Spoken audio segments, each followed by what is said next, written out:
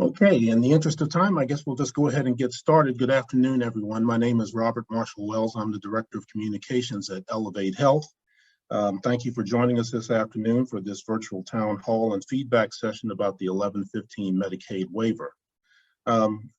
Just sort of walk through the sequence of events here very quickly.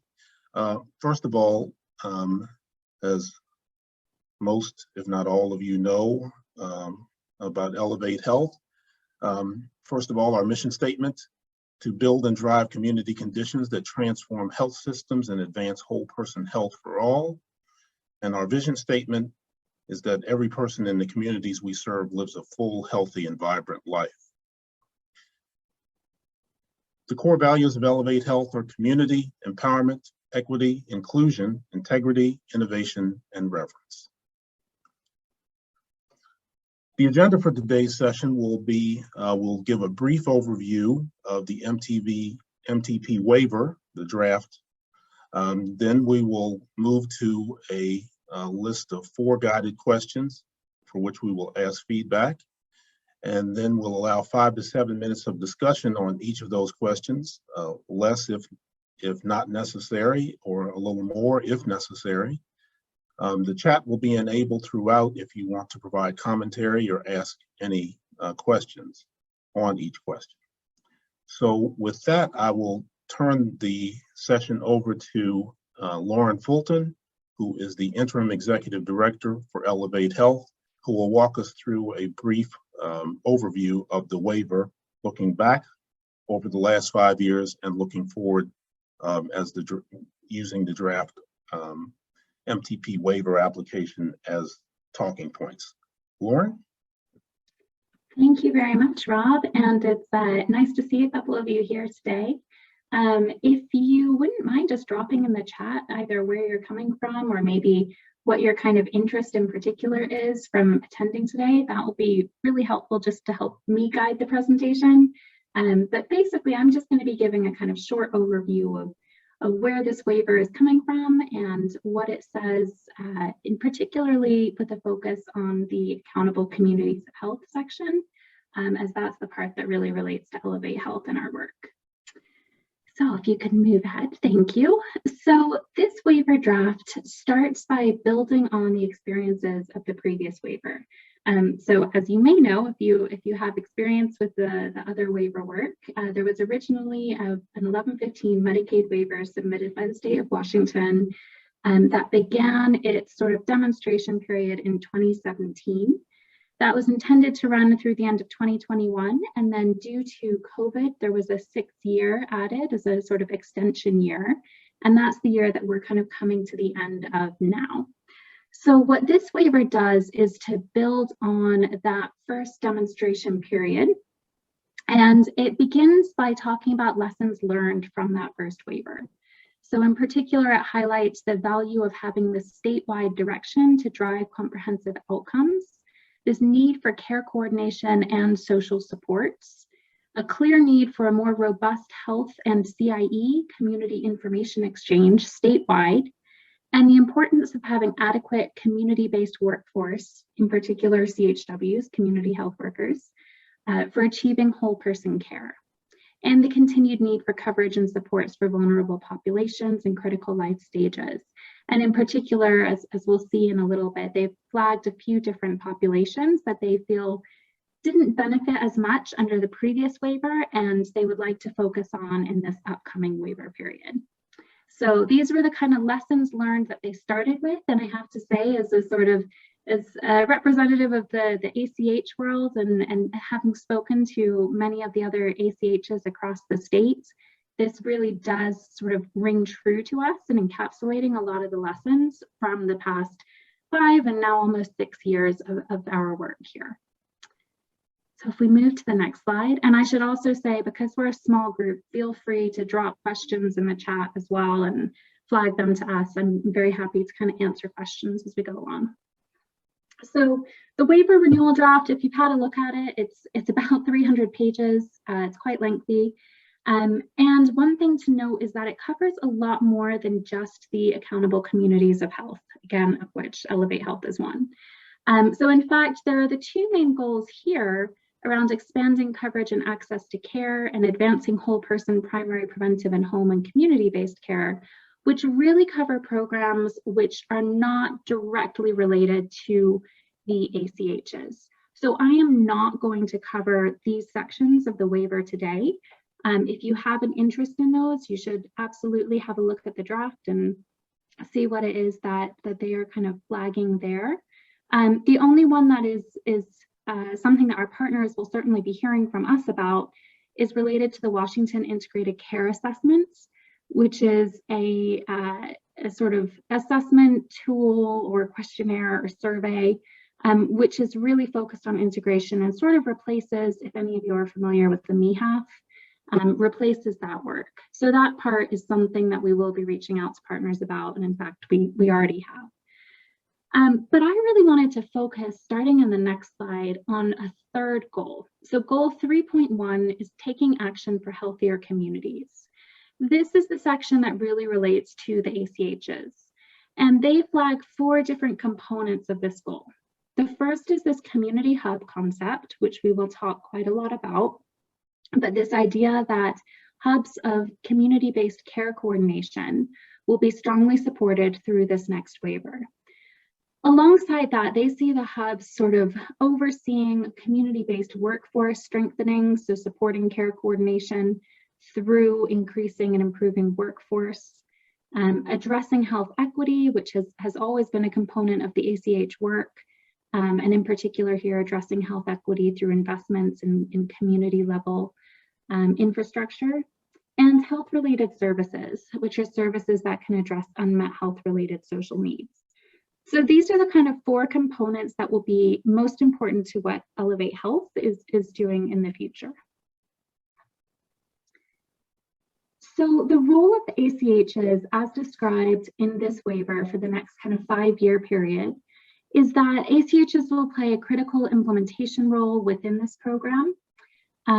There's an acknowledgement that we are more strongly embedded in the community and multi-sector collaboration than potentially some other healthcare partners, and that health equity, again, and social determinants of health have been central to our work. And that part will absolutely continue. In fact, in this new waiver, the role for the ACHs include being or overseeing this community hub, so including the screening, referral, and follow-up work for individuals who are referred for social determinants of health and health-related needs, building community-based organization capacity and network development, advancing health equity, reducing disparities, and supporting these regional strategies around community-based workforce expansion. So these are the aims, again, at that sort of high level. It's just sort of reiterating those 4 different components of this goal.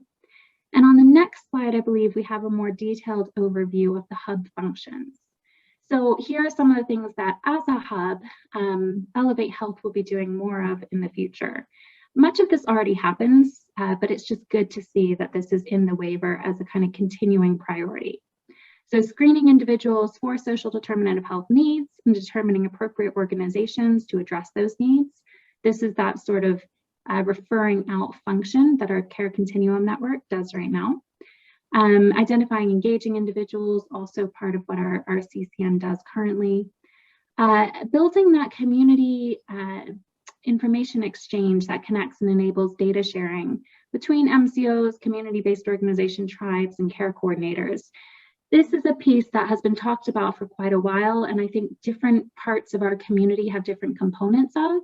And so this is really a call to action for us to double down on identifying the different elements of the CIE and making sure that we focus on this in the next 5 years. And then there are others, again, facilitating community-based workforce, so the CHW focus, and ensuring that CHWs are paid for their time and work, and tracking outcomes, and a few others related to long-term social supports and health-related services. So there's nothing in here that's drastically different from what we currently do, but it's being emphasized in the waiver in a new way and made much more explicit in terms of these hub functions, which for us is very much a positive thing as we feel this is our sort of mission within the community anyways. We move to the next slide. A couple items of interest within this waiver application. The populations of focus that I mentioned that they feel weren't necessarily, their needs weren't quite addressed in this previous waiver and should be a focus of the next waiver, include individuals transitioning out of the criminal justice system, pregnant individuals and families with young children up to age 6, individuals and families struggling with substance use disorders, youth and their family members experiencing unmet social needs, and individuals and family members impacted by local public health emergencies and adverse events, i.e. COVID has been a very big one here, but that could be expanded in the future too. And then the other piece that I wanted to draw attention to is when we're thinking about the sustainability of these hubs in the community, this waiver goes a long way to say that the healthcare authority is also speaking to managed care organizations and is really hoping that some of the payments for CHWs and community-based work will eventually flow from managed care contracts through the hubs, the ACHs, and into the community. So that's the hope for a kind of sustainable funding mechanism over the longer term. But the point of this waiver is that it will be bringing funding in for at least the next 5-year period to help us kind of fulfill these functions. Okay, so finally, I just wanted to end on the demonstration objectives and rationale. So just as a sort of summary of this, the hubs are an evolution of the work that began under this previous waiver. Elevate Health was one of several ACHs that really prioritized community-based care coordination under the previous waiver. And so this is again making it more explicit in this next waiver that will continue to be our role. This experience, the previous waiver experience, kind of confirms the need for the centralized and standardized infrastructure and functions, and that investment in community partners and a clear description of roles between community partners and MCOs. And that's something that, again, all of the ACHs had really been pushing the healthcare authority to kind of acknowledge, and we're really seeing it in this draft. And then finally, through this renewal, Washington State is hoping to build a system of community-based workforce capacity and to test investments in standardized regional community hub infrastructure. At the same time, they're really focused on sustainability and how this can transition to more sustainable payments over time. So that's a kind of very short overview of the waiver renewal and really includes that focus again on the ACHs and Elevate Health's role in particular.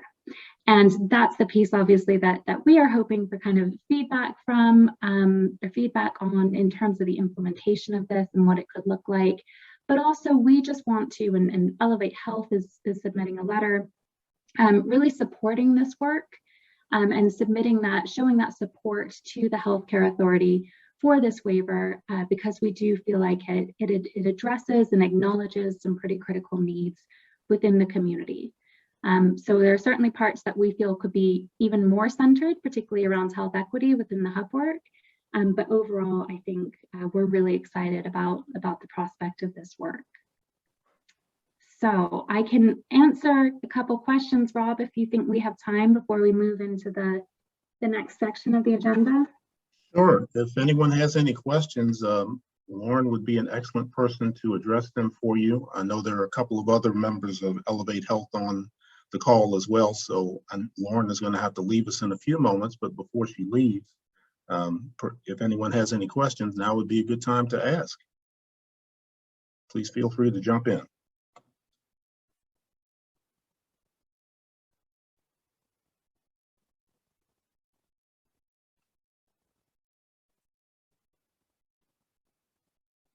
Okay, well, I guess, Lauren, thank you very much. I appreciate you taking the time to give us the overview and the context, and we'll move to the next section of our agenda, which is 4 guided questions for feedback. We're going to allow up to 5 to 7 minutes for feedback on each of the questions. The chat is enabled if anyone wants to type in any commentary or ask any questions. And as I mentioned, there are other employees of Elevate Health on the line, so if something comes up, we'll hopefully be able, amongst all of us, be able to address any questions you might have. So with that,